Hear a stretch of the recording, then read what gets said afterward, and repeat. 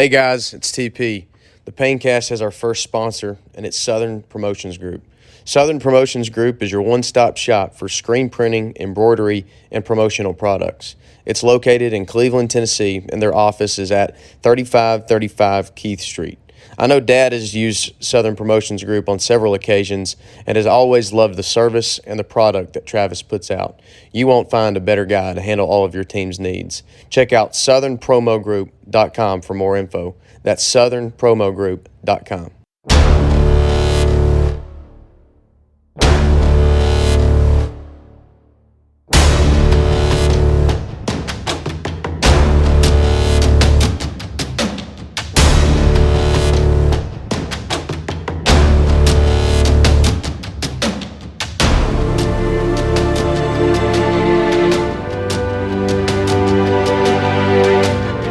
Welcome into the Paincast, episode 4, but it's a special edition.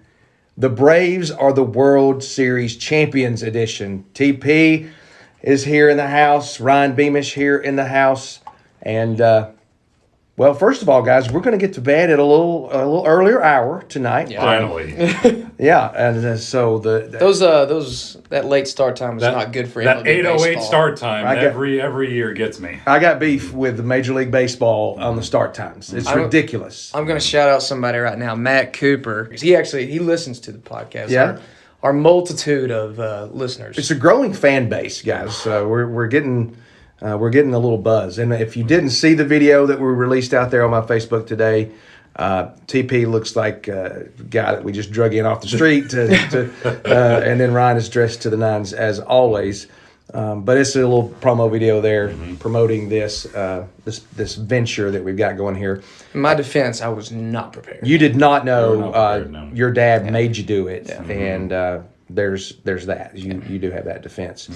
So Tyler and I are Reds fans. Ryan is a Cubs fan. Yes. And you recently, within the last several years, got to experience your team winning the World Series. And that's the first time in anybody's lifetime. Anyone's life. That's still alive. I don't know if anyone was alive the last time the Cubs won the World Series. Right. And so it's not so long ago. It was just 5 years yesterday. Was it yesterday? 5 years yesterday. Yeah. So what did that feel like for you? Well, we can speak with, I know, and Tyler can actually speak of this too, because Tyler witnessed with me the Cubs winning the World Series. Yeah, and I about lost my lower half As soon as tackled. As soon as Chris Bryant threw the ball to Anthony Rizzo at first base, I had to film it for a second, and then I didn't know what to do. I looked around the room for a second. I just picked out Tyler like a wild animal and decided to tackle him. Just right into the couch right there. I'll have to see if I can get the audio from the video and clip it right here. Impressive. Because all it is Beamish going, Yes! Yes! Cubs win the World Series! Woo!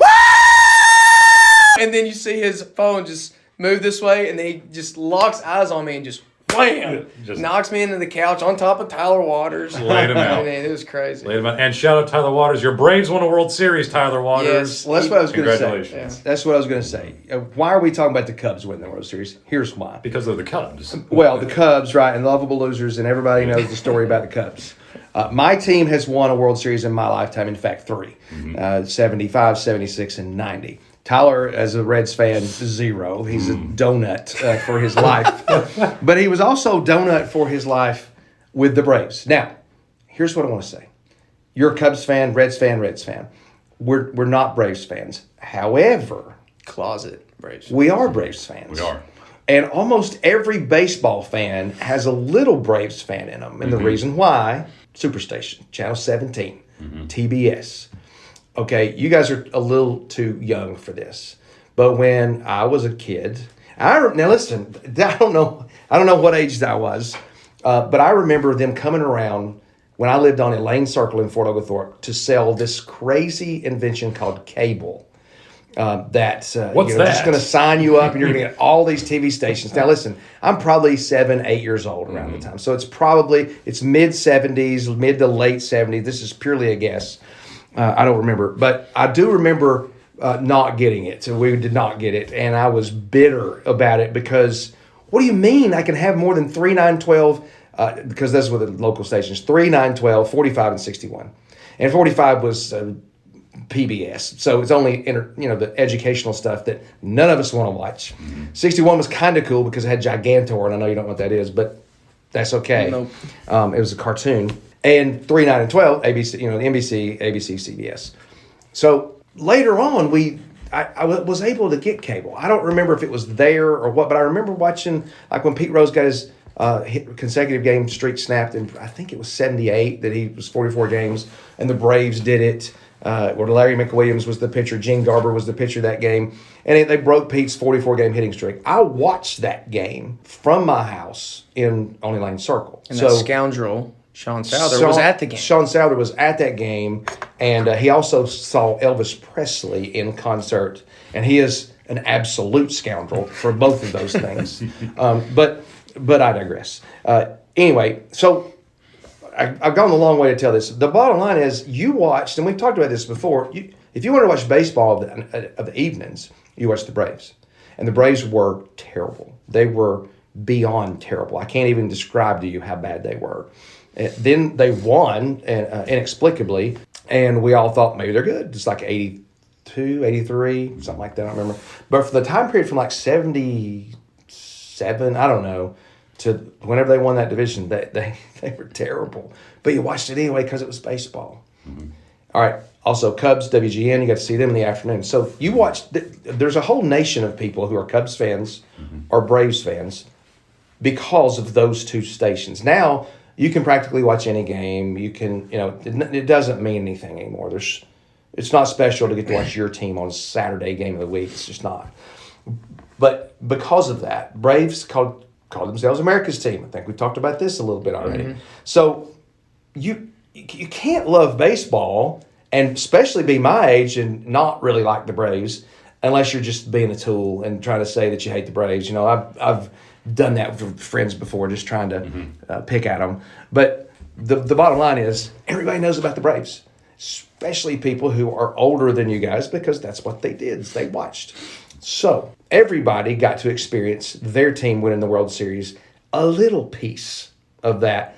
Not like you did with the Cubs, not like I have with the Reds, and not like Tyler has at all. In his entire life. Tennessee. Except the Indianapolis Colts. I was a big fan of them growing up. When Peyton was playing for them, so I kind of just inherited them as my team. Yeah. Our favorite NFL team was Peyton Manning. Gotcha. And so when he went to Denver, we became Denver fans just because we were Peyton Manning fans. Now, unfortunately, I'm a Patriots fan because I really like Mac Jones, but I also really like Joe Burrow. So a little bit of a Bengals, a little bit of a Patriot. So you have some NFL issues right now you got to work out. I really do. Tyler has kind of, unfortunately, picked up the baton of mine and run with it. He's Reds fan, he's Tennessee fan, and then he doesn't really have an NFL team. He likes players, which is what I always did. Right. I mean, if you asked me every year when I was growing up who was my favorite team, it would have been somebody different. Oilers, because they had Earl Campbell. It's always a player. It wasn't ever a team. It's not my thing. It's still not my thing. I don't really care. And people reject that around here. However, I am very loyal to my college football team, and so that gives me football points. All right, so let's talk about this World Series. Tyler, I'm gonna start with you, and then later you're gonna be able to sum up in this amazing blog that you wrote. That'll be at the end. Talk about what you saw in this year's Braves team. Well, so I guess before the World Series started, I actually called the Braves in 6. That's true. Logan Peterson can vouch for me on that, and if he doesn't want to, he's lying. I called Braves in 6. But anyways, I was, this team reminds me a lot of the Washington Nationals in 2018. 2019, Yep. Okay. And I think the Nationals are actually in a little bit worse position than the Braves were at the time because I think the Nationals weren't even above 500 till late August. Yeah. The Braves got above 500 in early August. But I remember at the beginning of the year, everybody on the Braves team except Ronald Acuña Jr. was hitting like below 200. It was terrible. They put their averages up there. You go up there and watch the game, and everybody was only Ronald Acuña's hitting. Yeah. And so even Freddie Freeman coming off his MVP season was hitting below 200. He was hitting like $180 or something like that. He just wasn't having the year that you would think he would have. And it was really hard to believe that this was the same product, the same team that they put out on the field last year that was up 3-1 to the Dodgers. And I remember the Reds actually came out pretty hot in the Central and, faded there at the end. Not just faded. Yeah. They crashed. But hey, Faded. speaking of the Cincinnati Reds, it is Tyler Stevenson time in It Cincinnati. is. Tucker Barnhart's going to the Tigers. It is. Stevenson's the man. So is. just Yep. give a little shout out to Tyler there. That's big time. The dude's going to be a superstar. Superstar. Especially, he's a catcher that can swing it. And those are few and far between in the big leagues. Yep, and he's better defensively, for having played with Tucker Barnhart. Yeah, of And course, he'll of tell you course. that. 2-time Gold Glover. Yeah.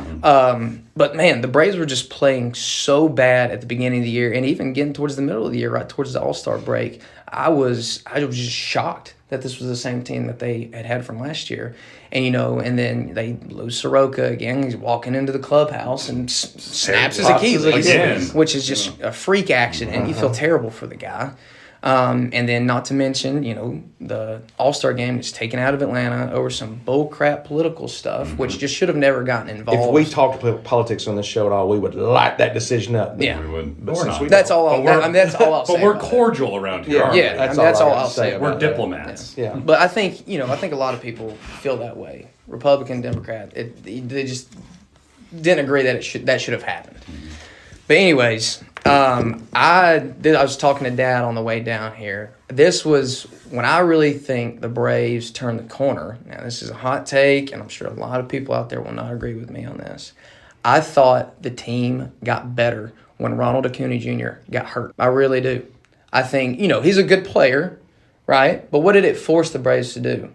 It forced, because they had a AAA outfield. We've talked about that before, right? Guillermo Heredia, Ender Inciarte. Now, I don't even know who else. yeah, I'm not taking away anything from Ronald Acuña Jr. Great player, 10 times the player I ever was. I'm sure he has a great relationship with his teammates and everything. But I don't know. It just seemed like, that happened and things kind of turned around a little bit. Now, they were bad there for a little bit, and then they went and got all those dudes at the trade deadline. But to me, it felt like the attitude of the team, like a little bit of, Acuña kind of brings a lot of things towards him. It's like, it's kind of a look at me attitude. And I felt like when that got taken away, it forced him to become more of a team. Now, you can agree or disagree with me. I don't know. No, I agree with you. Y'all's opinion. I think Acuña is maybe he's one of the top 2 or 3 talented players in the game. Yeah. That can't be argued, really. But there have been there have been instances where he didn't hustle, and stuff like that maybe caused a little friction. And again, in no way suggesting he's a bad teammate. Yeah. We don't know that. There's no way to know that. What we're suggesting is maybe the Braves became less talented when Acuña got hurt, but maybe they became a better team. And those two things can be different. And so the Braves were forced to do some things differently. People were forced to decide what what direction they're going to go in, how they're going to replace this guy. Are they going to be buyers? Are they going to be sellers? Yeah, and you can't replace Ronald Acuña with one player. Can't be done unless you get Fernando Tatis, Juan Soto, something like that. Guys that are just top shelf.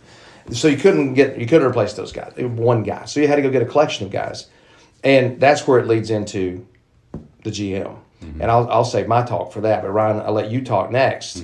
What did you see? He's coming up. He's giving a hot take on that. Yeah. What's your experience? You're not a Braves fan, really. No. And you're a Cubs fan. really. Well, that's been documented. Did catch him with the Atlanta Braves jersey on There's last night. photo Did. evidence of that Yeah. for sure. A very rare picture of me wearing another team's jersey. So To his credit, he had a Chicago Cubs World Champions shirt on underneath. I did. That's the And anniversary. it was an old school Hank Aaron. Yeah, and the Braves Yeah. jersey didn't touch his skin, so Exactly. But So it was Hank Aaron. It was Hank That's Aaron. pretty freaking awesome. There is an honor, especially since passing away earlier this Yeah. year. I remember when Alan actually handed me the jersey, said, "You're going to wear this one tonight." And I said, Yeah. "You're giving me the Hank Aaron jersey tonight for me to wear." And I did. And that in itself was an honor. But, all right, on to the season. I'll start with saying I do kind of half agree that the Ronald Acuña Jr. injury hurt them talent-wise. It did something. It put their back against the wall, like you said. Yeah.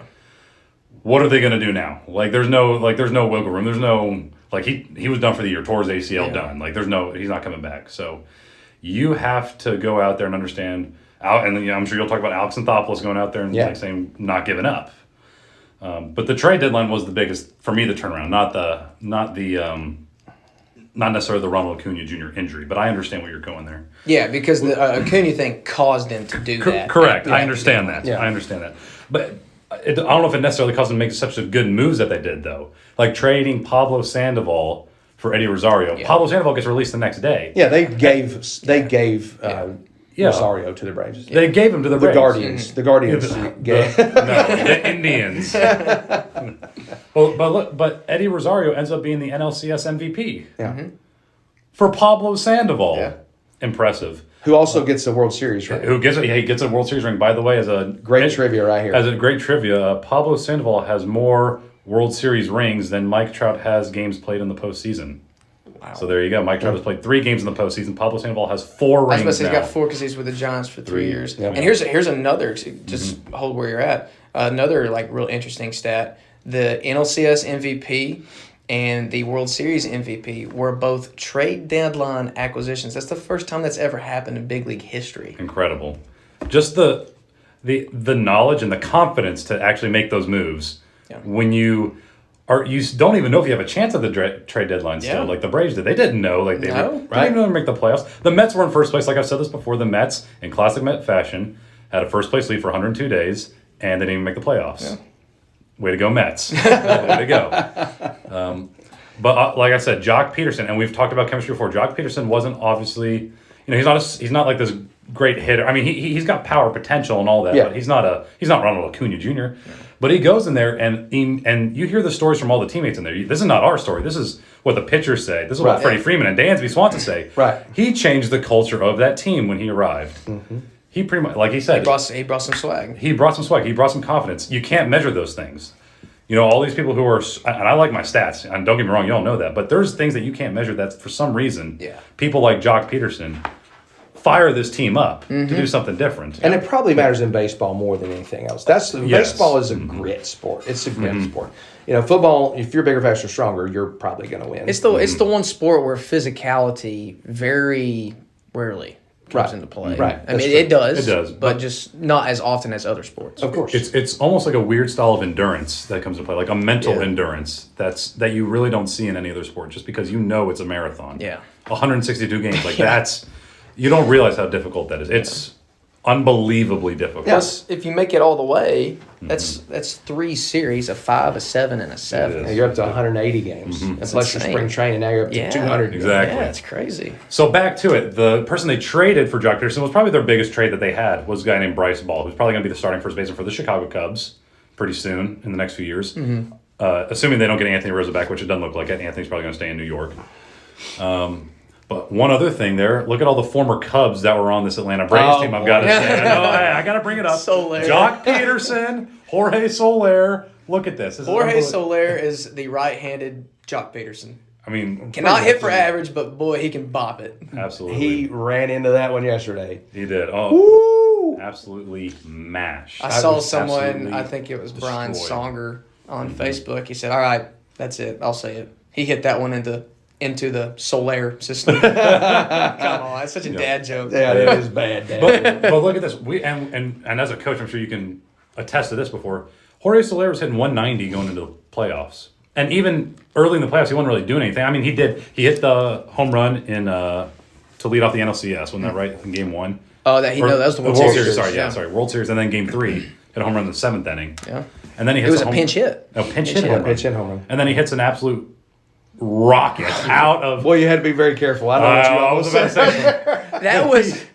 I don't think they. I was tempted. Yes. I don't think they have put out how far that ball went. 460, 446. It was 446. That's a lot. Yeah, I don't know how they cut that off when they went out of the stadium. Like, we can't track it further than that. You know what? I saw a clip-by-clip video of when Albert Pujols hit the home run off of Brad Lidge in 2005. It's basically the same spot. It's almost the same spot, and just how they hit the ball was just absolutely majestic. Yep. But the roof was dome was It was open dome, yesterday, right. so the ball Yeah. you Just know kept went going. to the stratosphere. And here's what's even crazier. Think about this: Juan Soto, left-handed, did that backside. He did.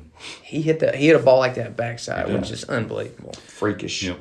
But I think this is a cool story I heard, and I'll end with this, and then we can transition to you about just the kind of the game, the noticing, the depth that goes into these acquisitions. Walt Weiss is the Braves bench coach. And Walt Weiss was, at the trade deadline, obviously him and Snitker were talking about who they're going to, what do they think about these players?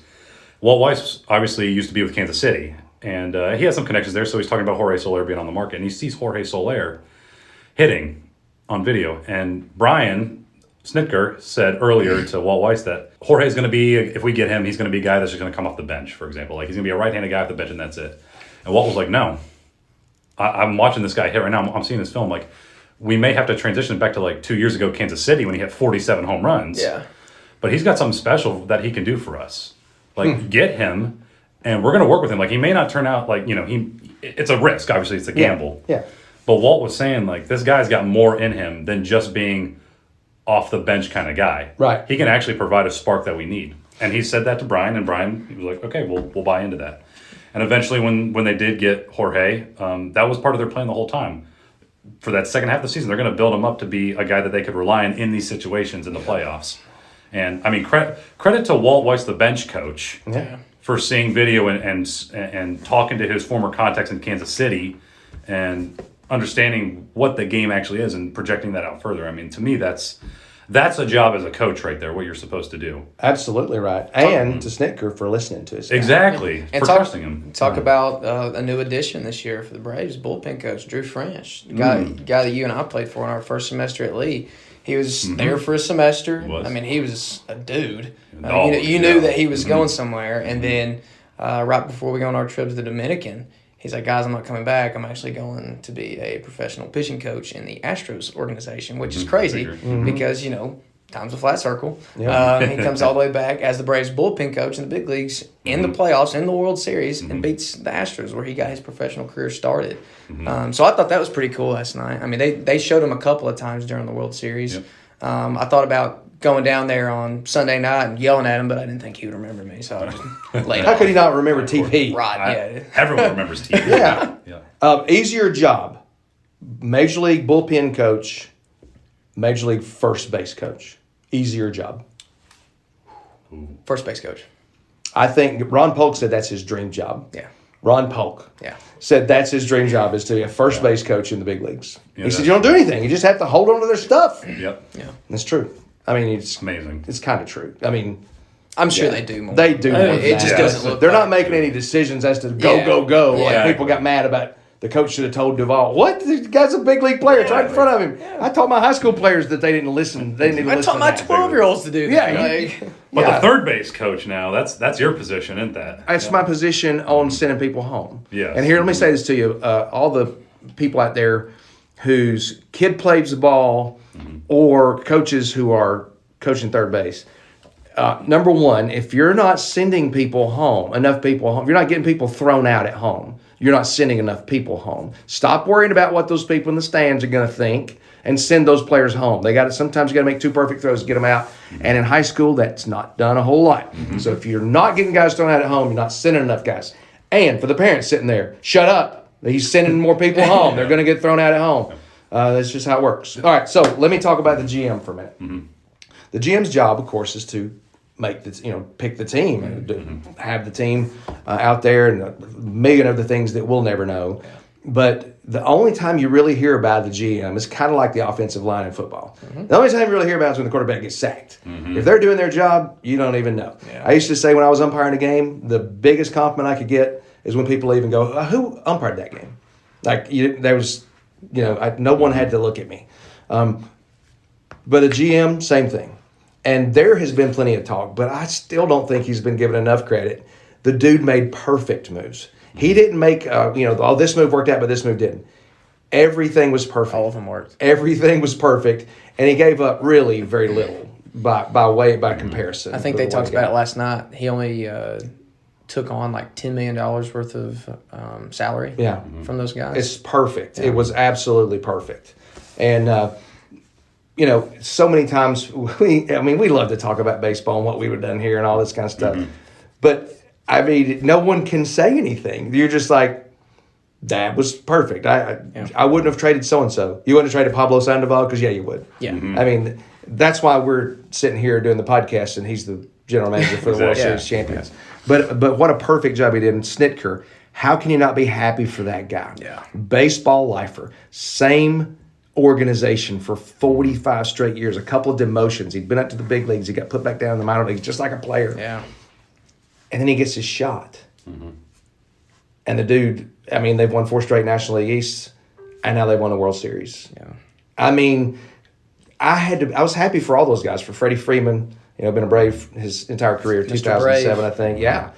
I was happy for all those guys, and I loved watching the celebration and all that, but I couldn't stop watching Snitker. Because as a coach, former coach, you just see it in a different way like that. And I just don't have the words to say the amount of respect I have for a person that would endure all the things that he's endured to come out on top. That's just amazing to me. And by all accounts from people that I know that are friends with him said he's just a quality individual. So sometimes good guys do finish first. And that was something good to that see. goes, probably not talked about unforeseen. They talked about it a little bit last night, was his wife. Yeah. Like, think about, there were 16 years where he left in February and didn't come back till September. Yeah. And, I mean, that's a heck of a partnership Yeah. right there. So. Yeah. I talked to Philip Wellman last night. Now, listen, he's home, so he's giving lessons. You met him last night. Yeah. He's giving. Now, listen, if you go, that name's familiar, why is that? And I'm sure that Philip doesn't want to be just known for this, but he does have the most famous ejection in the history of baseball. When he got dumped, when he was a Braves, the Double-A. That was him? That was him. How did I not recognize When that he guy? was dumped, and he got in the third, he got in the umpire's stuff, and he goes out to third base, picks the base up, walks all the way to second base, but throws it out there, and then he crawls up to the mound in the Army crawl, Chucks the rosin grabs the back. rosin bag, throws it like it's a grenade, and it's almost a perfect shot. It lands right at the umpire's feet. I did not realize that was him last night. That's him. When he introduced me to him. Yep. He is. He's the Double-A manager for the Padres. Okay. And this is another little side note here because I'm fascinated. He's a baseball lifer, 38 years in Double-A, and I've asked him, "Who's the most talented player you've ever seen?" I want to hear who you say because I think he's going to say Ken Griffey because that's who I would say, right? Yeah. So I think he's going to say something like that. You know who he said? Fernando Tatis Jr. What? He said, "Great." Guy that led the big leagues in errors this year. That doesn't necessarily reflect talent, though. Yeah. I said the most physically talented player you've ever seen. He said it's him. He said when they gave him to me when he's in Double-A, I said don't even call me the first month. He's not even going to hit 200, and he hit 179. And he said why? He said why do you say that? He said because he's not ever played him more than a ball, and you see 2-0 fastballs, 3-1 fastballs. Yeah. He said here you see 3-1 changeup, 2-0 slider. Yeah. He said he's not going to be ready for that, and he wasn't. You're getting into some big league arms at that point in time. Right, and with different command and stuff. And if you can succeed at Double-A, you're probably going to get to the big leagues at some point. AAA is just it's an all about interesting combo. breaks. It's all about breaks. AAA is people that are on their way up or on their way down. Exactly. There's really nobody that sits. Yeah. Not many guys that are just fillers there. It's like R.A. Dickey was the 4A player. He's just stuck That's in what he was AAA. Exactly. His stuff was too good for AAA and wasn't quite good enough for the big leagues, so he threw the knuckleball. But Philip, listening to the stuff that Philip says is just, I could sit there and listen to him all day long. He is personal friends with Brian Snitker, so he's kind of shared some of the things that made me look into Snitker a little bit more. So it was fascinating to listen to him talk, and it was fascinating to watch the Braves. And I'm going to write about my experience as a season ticket holder this year because I think I have a unique perspective on the Braves season. Just from I'm going to talk about it through my eyes and through my experiences. And Tyler wrote a great blog that you guys will get to hear in just a few minutes. But here's something that I want to say about the Braves and their march to the title. My good friend and an all-time good guy, Jim Barber, sent me a text, and he said, and I'm going to straight out quote him. He said, my literary hero is Jack Reacher. Now, Lee Child was the author for Jack Reacher. Tom Cruise played Jack Reacher in some of the movies. There's a ton of books out that Jack Reacher in, not just the few that are movies. But he said he always says, it's not enough to just win. The other guy has to know he lost. I mean, Dodger fans are whining about their injuries. Shut up with that, because look at the Braves. I don't hear the Brewers fans really whining about anything. Of course, I don't know any Brewers fans. I don't know any Brewers fans either. They all live in Milwaukee. That's all.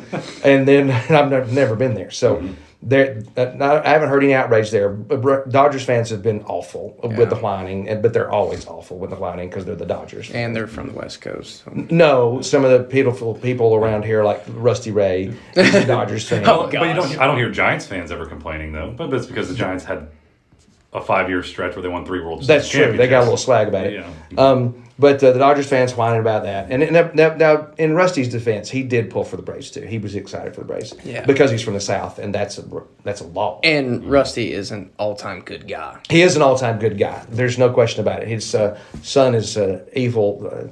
Keaton. Hokie. Virginia Tech Hokie. No, we love Keaton. But yes, the Dodgers fans whined, but they got beat. They just got beat. And then the Astros whined a little bit, and they got beat. I mean, they just flat out got beat. Yesterday, listen, TP and I had the joy of being state champions.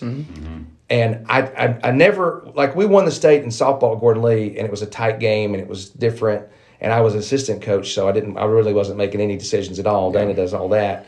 But we won the first state championship she won. I was her assistant, and it was a tight game throughout, and you're a little bit nervous. You didn't know if you were going to win. Yeah.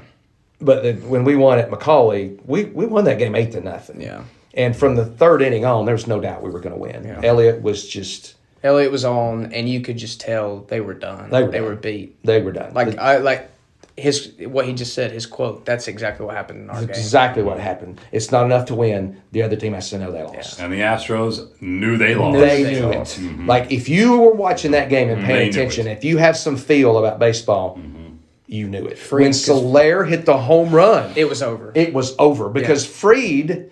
Let me tell you what. I was sitting there last night with you watching the game, and it's funny how she's become such a Braves fan. And she just gets aggravated. Like, even if they give up a hit, oh great God, great. She's tore up about it. Hey, they won the game she went to. That's true. She's 1-0 in the playoffs. That's right. But Fried comes out, base hit first, but it's an infield hit. It's not great. Okay. The next one is a rollover, and then it's just a miscommunication. I think Fried thought Freddie was going to go to second, so he's hustling to get to the base, and then Freddie goes to first, steps on his leg, and it takes a minute there. And really, the Braves, I don't know why they didn't review that, because he was out. He was. I think the Braves actually have to challenge it technically. Yeah, that's why. Why didn't they challenge it? I think they were probably more concerned about Fried than anything. Right, and that was it. I'm surprised it didn't break his leg. It looked terrible. Yeah. And I think I heard somebody say today it's a good thing that the Brantley wears plastic cleats and not spikes. Does he really? Didn't know that. I don't know if that's true, but I heard somebody say that. So anyway, when Fried went strikeout, rollover, strikeout to 3-4-5. I sent you a text and said Fried is on. You could tell he wasn't tipping his pitches anymore. Yeah, he was on. And it wouldn't have mattered if they had played 15 innings yesterday. If Fried could have thrown them all, they wouldn't have scored. They were not scoring, and he absolutely dominated. And then he brings in the relievers who were just been lights out, right? So anyway, they knew they got beat. I knew when Soler hit the home run, the Braves are going to win. Yeah. I didn't text anybody that like Tyler did me. Foolish. Hey, come on. Yes. It was like the seventh. Like, it was 7-0. 7-0. I was sitting there. Here's throwing a no-hitter. Here's how out of it. Here's how out of it I was. I was sitting over there in the corner playing poker with my buddies because we're just going to wait till the ninth so we can watch the last inning. You're so funny. And so we stopped our game of poker at the ninth and went upstairs and hung out with you guys. Yeah. Yeah. So there's the kind of the bow on it there, right? It was an amazing run. I love to get into. I went to every postseason game at home. It was phenomenal. I've never heard anything like at a baseball game when Duvall hit that grand slam. Never heard anything like it. I don't know. Ever. I don't know if anybody will ever hear anything like that ever again. Yeah. I mean, it's going to have to be something super special. I mean, when I watched on TV, the loudest noise I remember hearing before that in a postseason game was Rajay Davis about in the to home say, run off yeah. of Aroldis Chapman in the Yeah. 2016 World Series with 2 outs in the 8th inning to Yeah. tie the ball game. Yeah. And I've never been more disappointed in my entire life at that moment. Here's the great thing about that. I was with Beamish when that happened. Okay, and so the funny thing about that game is we were at practice earlier that day. It was our sophomore year. Yes. So it was our sophomore year. And I looked at everyone in the locker room. I said, fellas, Dexter Fowler is going to lead off with a home run tonight on the 3rd pitch. Beamish can back me up. He heard me say this. Yep. And Fowler hit a home run on the 4th pitch. I missed it by 1. And our group me was going crazy because they couldn't believe I had almost gotten it down to the pitch. You called a home run. It's amazing, but you almost got the exact pitch. Now here's the other thing. Rajay Davis comes up. All right, he's battling. I said, man, it'd be crazy if he hit a home run right here. Next pitch, home run. I thought Beamish was going to kill me. That's why you got tackled. It Yeah. was pitch-up aggression. Yes. And I went from anger to, straight despair. I don't know if you remember. I had my I hands remember. like this. Here's I was what up was- here and I was just like head down. I didn't know how do you process here's what that? was so bad about it, because Beamish could sniff victory. And You have the greatest closer in the entire world. at the on your at the team. time. At the time, yes. And Rajay Davis hits that, butt out home run that he just gets his barrel Just on hooks it. and He did nothing. The pitcher did everything. Aroldis supplied all the power. Yeah. And we go into the rain delay. And so Beamish is just 30 minutes of, oh my gosh, 108 years leads to this. We got our dude on the mound, and Rajay Davis accidentally hits one over the fence. I really felt bad for Cubs fans then. Yeah. I'm not a Cubs hater at all because as a kid growing up, I watched so many Cubs games. I can't to this day when I'm in Atlanta and they're doing the 7th inning stretch and I hear Harry Carey and I hear Cubbies. Yeah. That's what I hear. Yes. So I don't hate the Cubs at all. They're in the Reds division. I should hate them, but I don't. I love to give Cubs fans a hard time when the Reds sweep them, which doesn't happen much, but it has happened this year. But you can't. First of all, the Wrigley experience is unmatched. Well, maybe Fenway. That's 2 different things, but they're both just sensational. And if you're a baseball fan, you've never been, you absolutely have to go to one of those 2 next year. Do it. Have to. But I really felt terrible for Cubs fans because I really wanted you to win. Because I don't like the Indians because that's racist. Right, of course. So no, I've just never been an Indians fan. So because they're Cleveland and I'm Cincinnati, so you can't like them. You can't like them. And the other thing, though, I was going to say another game that reminded me of, too, not just Rajay Davis hitting the home run in the World Series, but also 2015 ALDS, Jose Bautista hitting the home run against the Rangers and the camera shaking in Toronto. Yeah, that was awesome. But then he got punched in the face the next year. next Which year he by rightfully Ring of the deserved. He did His deserve that. His career went downhill after that. Yeah. Okay, but those are the 2 moments I remember. It was like when I was watching it on TV, how loud it was. Yeah. That's the only thing I could really remember. Yeah, yeah. It was Tyler and I. Both hands in the air. We're high-fiving people we don't even know. It was. Ridiculous. It was easy to get caught up in the excitement of that moment. Yeah. And then Tyler sent me a Twitter, and I wish that we knew who it was to own it, but wow, it captures the noise. Because he really hits good. it and it gets super loud, and then it doesn't show the ball going over the fence, but you can tell when it goes over the moment it fence does. because the decibels in the stadium just go through And the everybody roof. goes And- up. Yeah. It's fantastic. There were people hanging off of the nosebleeds and banging on the glass like they were so excited. Playoff baseball is different. Yeah, it's it different is. than any other sport I think I've ever seen. You can maybe argue like maybe NBA Finals, for example, but even that, like they had finals NBA. something like that. Yeah. But in terms of just sports of just ridiculous fan reactions, Yeah. baseball has got to be up there. Yeah, It's gotta be gosh, number one. because it's so in our fabric, in the fiber of our beings. I don't know, baseball.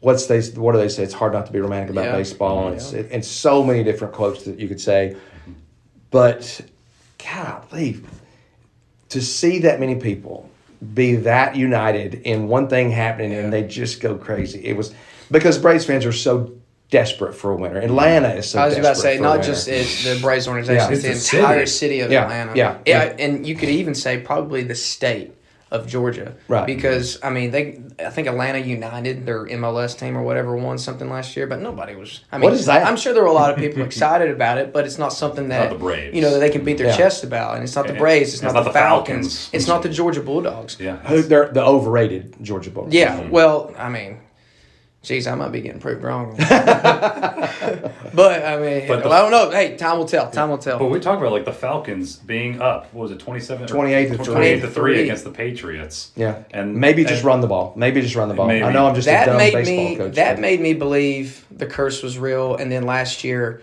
when the Braves were up 3-1 to the Dodgers Right. and they lost 3 straight games, Right. that's when I was like, this might actually be a legit thing. So yeah, and like you're saying, As silly as it sounds. but you're right. That transcendent feeling of the Braves finally winning the World Series, it helps not just alleviate the Braves' past woes. It takes the pressure off away the the Falcons at the same time. Like the city has something to rejoice in now. Yeah. It does take some of that away. And the Georgia sports fans, of which I'm not really one, okay, because I'm not a Georgia Bulldogs fan, I'm not a Falcons fan. Don't get me wrong, I want the Falcons to win, but I don't live and die with the Falcons at all. I don't live and die with The any only other team that I was a fan of in the state of Georgia was the Atlanta Thrashers. And Oh, the the old Atlanta Yeah, that was fun. Hockey That was team. fun. Got an But we don't unbelievable know story. anything We'll have to about say that hockey for at another all. day. No. But yeah, that was a great story, and we will mention that one day. But yeah, I'm not. And the Braves, again, I really like the Braves. I've always liked the Braves. I pull for them when they play everybody except the Reds. So, I mean, that's pretty good. But I wouldn't consider myself a Braves fan because I'm not a Braves fan first. And listen, I've got a real conundrum next year, and I want you guys, your help here. You got to buy Red season tickets. Well, I mean, apparently I need to do that if my team's if I'm going to push the team over to the World Championship. You have the power. But apparently I do. So this is the first year I had season tickets, and the reason I got season tickets, and I don't want to give away too much of my blog, but the reason I bought season tickets was I watched the Braves in the playoffs last year and was really excited about the team that they had. I loved the way that they played. I love Freddie Freeman. I just thought that'll be fun.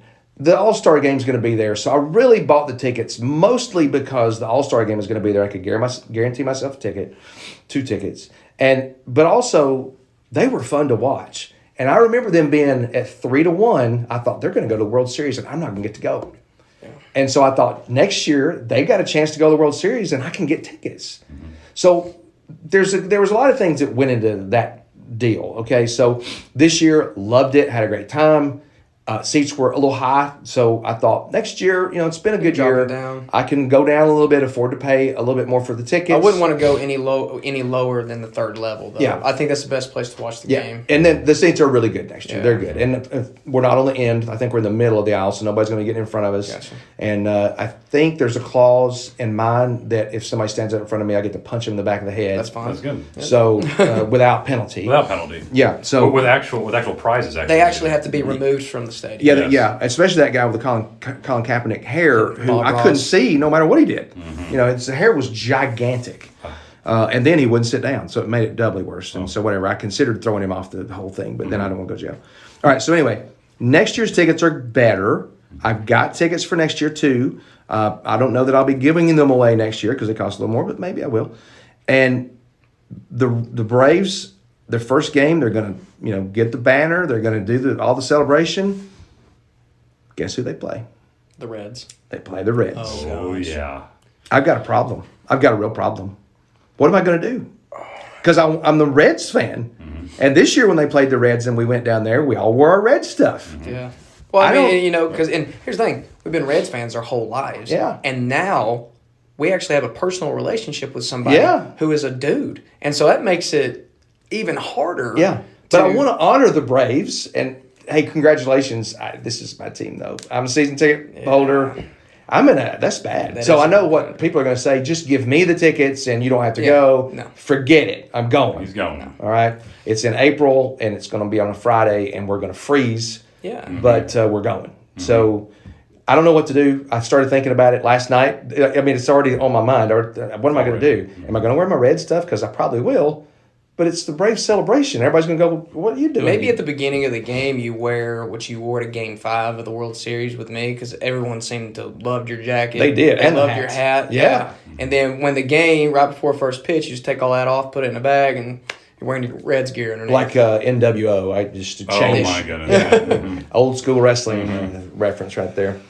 All right, guys, we're about to wrap it up. So we're going to end it with, do you have any parting shots, anything that you want to say, anything you guys I do want to mention Ben Dean's parlay last night. Ben Dean. All right, I'm not sure if he appreciates you saying his name, but he's a known gambler. Well, I didn't even know Ben actually would put money on games because I just didn't. Because he's so tight. Well, yeah, because I just didn't think he did that. Yep. And so last night before the game, I'm actually on the phone. I was on the phone with the client, so I couldn't answer. But he sends me a picture of his bet slip, and it was Dansby Swanson to hit 2 home runs, and then it was Ozzie Albies to score at least 1 run. Mm-hmm.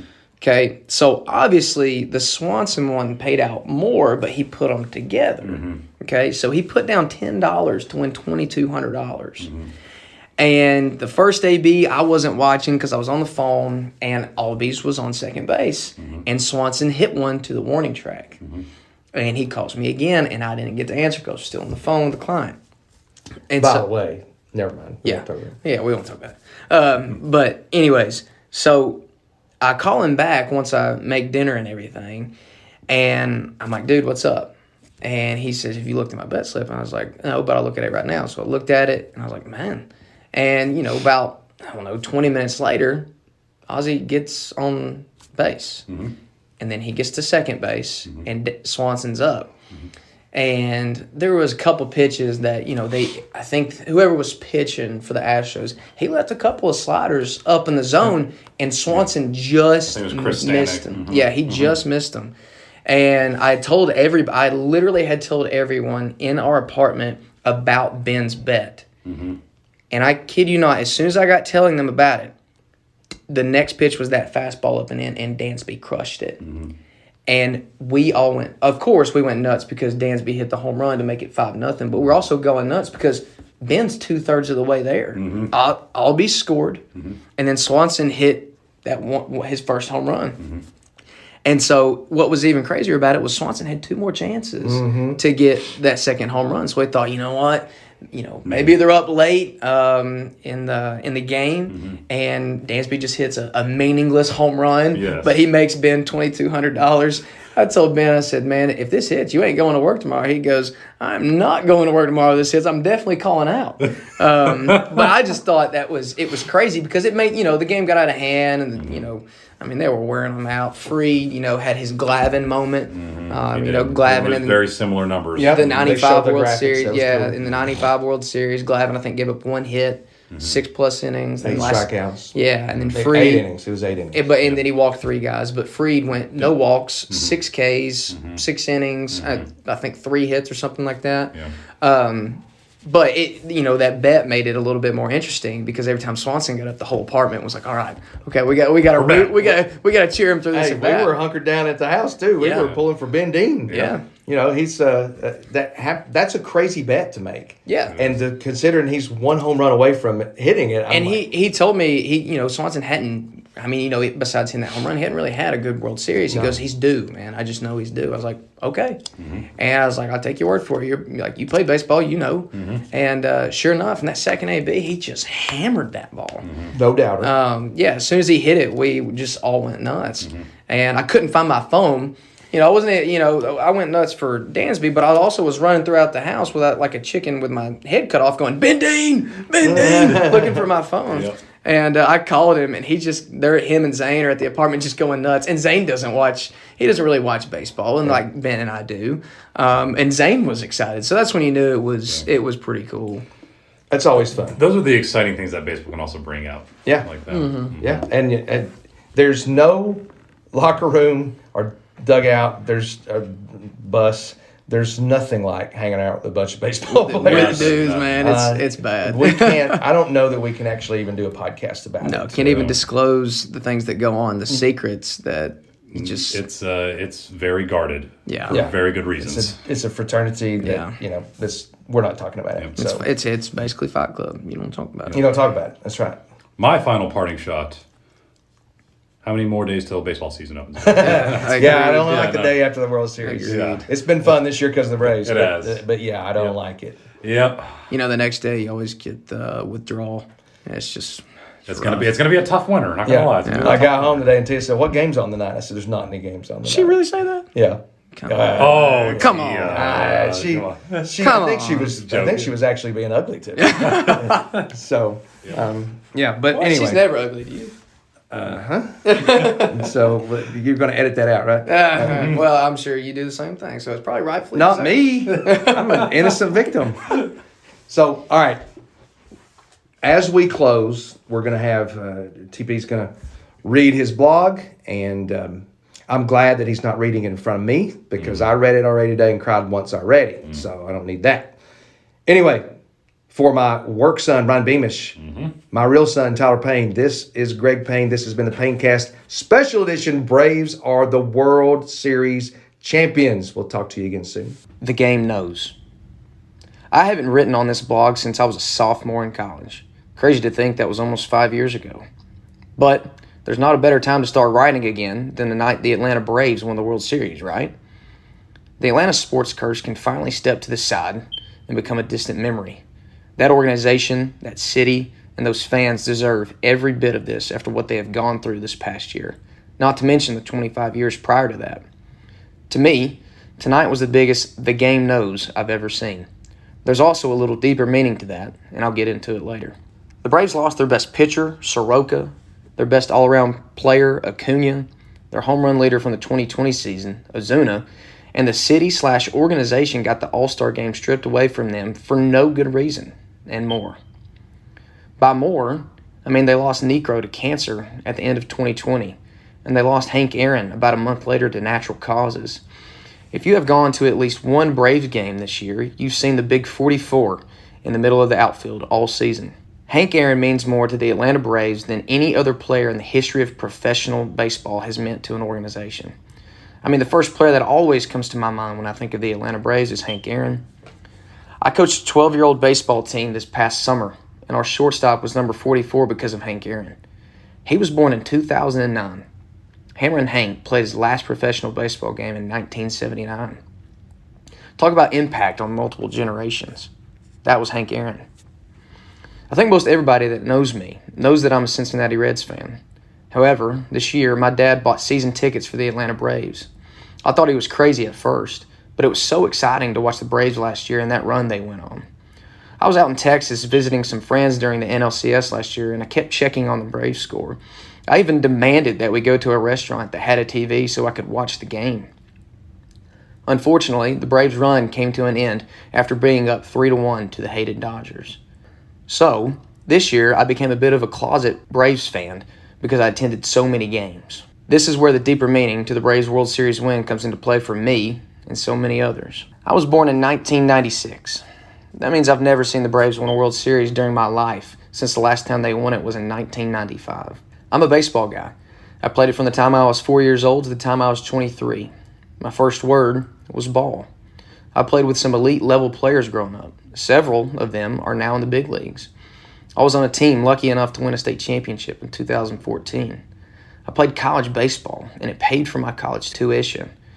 Needless to say, baseball has been a huge part of my life. Come to think of it, my very first professional baseball game I attended was a Braves game. The very first professional playoff game I attended was a Braves game. And could you guess who was playing in the first World Series game I ever attended? That's right, the Braves. Who do you think I went to every single one of those games with? My dad. There's a special bond between just about every father and son relationship when it comes to sports.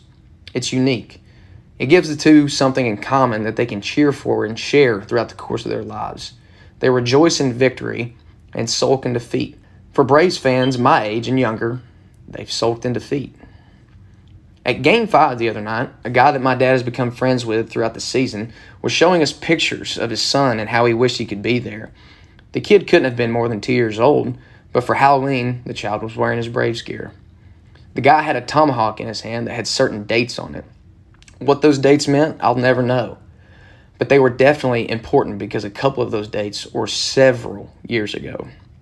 That tomahawk has a lot of meaning to it. What I noticed was that since the little boy couldn't come to the game, the guy brought his dad, from one father-son relationship to the next. I thought that was pretty cool. For those that don't know, I was in Fort Worth, Texas on Friday and Saturday of this past weekend, visiting the very same friends I was visiting last year when the Braves were playing in the NLCS. That meant on Sunday morning, I had to get up at 6 a.m. Central Standard Time and drive 12 hours across the country to make it to the game that started at 8 p.m. Eastern Standard Time. It was a long day. Even though the Braves lost the game, the first inning Duvall Grand Slam was worth the entire drive. I've never heard a baseball stadium get louder than that. Of course, I made the drive because it's the freaking World Series.